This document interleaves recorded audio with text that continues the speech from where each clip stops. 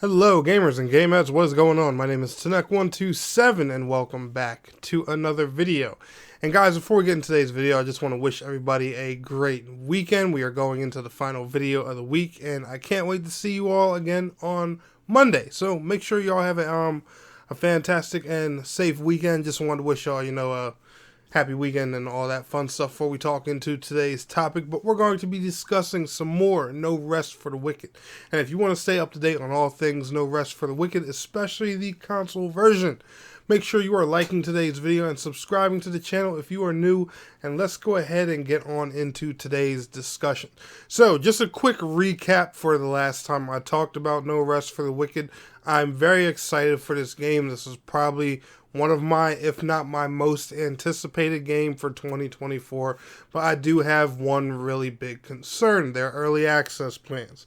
And the only reason these concern me is because it gives me heavy, and I mean heavy, flashbacks of Torchlight Frontiers and how they decide to do things, and it didn't end well for everybody all around. I'm not saying that No Rest for the Wicked is going to suffer that same fate. This dev team has been very successful, with their past games and stuff like that. However, this whole PC early access, consoles later thing, I hope this narrative dies in the future. I get it, PC is easy to develop for, but a lot of developers don't look at it through console players' eyes. Yes, there are people who purchase early access games and don't read the fine print and get frustrated with bugs and stuff and not know what they're buying into. But there's also the guys like me who do read the fine print, want to help out, know what they're getting into.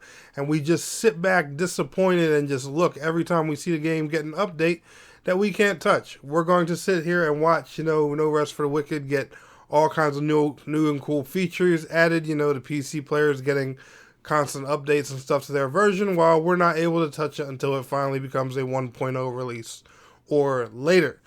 But anyway, speaking of No Rest for the Wicked on console, Thomas Mahler, who I believe is one of the founders of the game studio for No Rest for the Wicked, has announced some pretty cool news that he would like to do.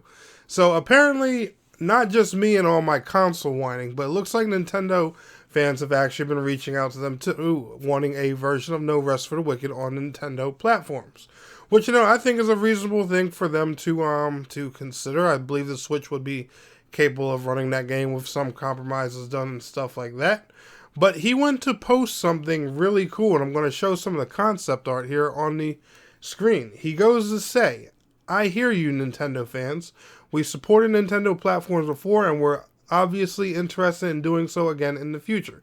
In fact, I hope we'll be able to make a deal with Nintendo America to bring some items from Zelda to Wicked if that happens. Here are some concepts." And the fact that he has concept art means that, he's planning for this already. So this very well could happen. And if, they want to do like little collaborations, with different in-game characters and stuff like that for specific platforms, No Rest for the Wicked, that could be a really cool thing. And then not to mention, the Future Game Show was actually just yesterday, and they talked about how they plan on supporting this game for years and years and years.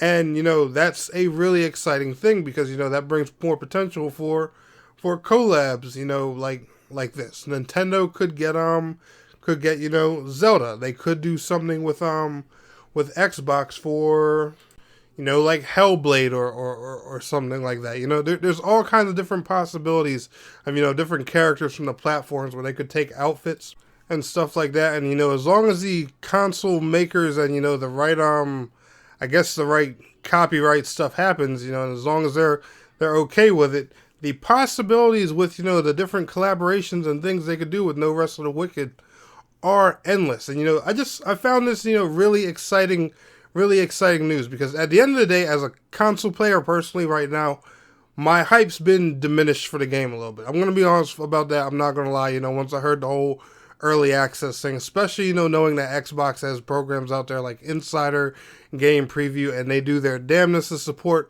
early access games, and Microsoft especially has worked so much with this studio. I'm honestly surprised that, Xbox really didn't get early access, but enough talking about, how salty I am with that.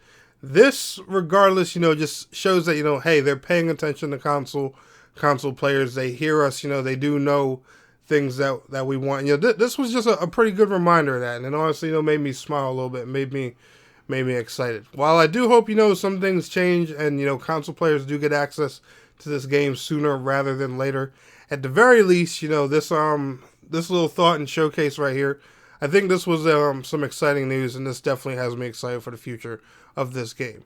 Let me know what you guys are thinking. Are y'all excited for No Rest for the Wicked? Let me know down in the comments below. But anyway, y'all enjoyed today's video? Smash that like button. I will see y'all on the next one. Have a great one. Have an amazing weekend. Peace out. Have a good one.